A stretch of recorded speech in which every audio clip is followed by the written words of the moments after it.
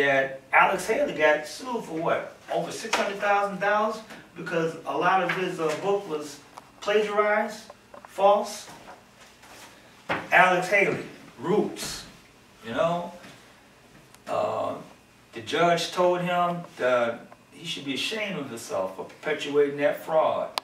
So, and after that, I don't know what happened. This is another good book, Healing the Family Tree. This book was recommended by Dr. Billy Graham. You know, you read anything, but this feeds into ancestral control or emotional pain. Sometimes people suffer because, yeah, we used to say a curse on their family. Those things are real. That you not only pray for yourself, but I have to pray for my household. Because demons will come through, through your children, through touch, through fooling with the occult. That evil is real and that Jesus took evil real serious. So I had to try to find out about demonic possession. And this guy right here was a psychiatrist and a surgeon.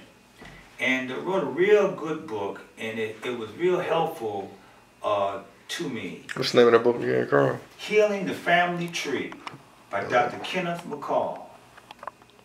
Okay. Yeah, we look at movies like The Exorcist, and we like to trivialize evil, or we like to give it too much credit. But like my professor said to me one day when I was in seminary, we were studying sin. One of the theologians, Paul Tillich, and as we were going out the room, we were packing up our bags, getting ready to get out the room, he said, I want you to look at sin. And I first want you to look at it in your own life. You know? And I said, wow, you know, me, a devil, you know, I mean, evil is very real, but God is more powerful. And you get this out of African philosophy and theology, that the word Christ, as I said before, it means he is the keeper of the mysteries.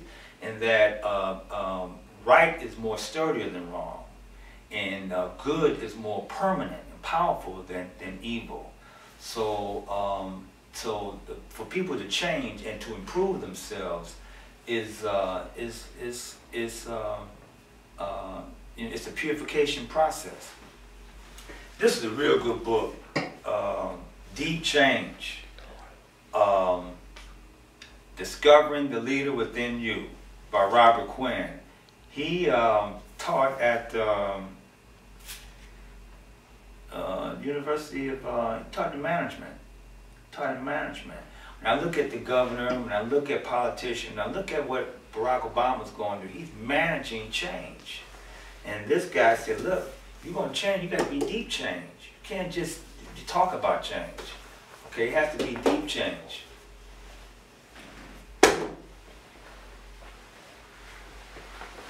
This is a good book, The Need for a Black Bible, The Black Man's Religion by Yosef Ben Joachim. Here he's going to show you in his footnote, belief is not necessarily proof nor disproof. It is solely a possibility. A closed belief cannot reason or operate in the presence of any type of free thought whatsoever. So you're freeing freeing the mind. God doesn't speak to our hearts. God speaks to our mind. And this book inspired me to begin my own Bible timeline. I'm going to be putting that together. It's coming along real good. Liberation Theology, a Black Theology by Liberation of James Cone. I didn't like James Cone at first, but it's really interesting here. He talks about survival. It's not theology which is going to change you. It's survival theology. Survival theology is what these people in Jesus' day was practicing. Jesus was practicing survival theology. And survival theology precedes liberation theology. When you start cutting off my lights and my gas, and I gotta walk, I'm just trying to make it, that's survival, and that's the prison experience, survival theology. Theology for the Social Gospel. This is an old book. This is written by Walter Rauschenbusch. And Walter Rauschenbusch taught at Colgate Rochester Divinity School. This is who Martin Luther King read and was heavily inspired by, Walter Rauschenbusch. Walter Rauschenbusch was a pastor in Hell's Kitchen in New York City. Those were poor peasants who came over from Italy. And this was in the 19th century.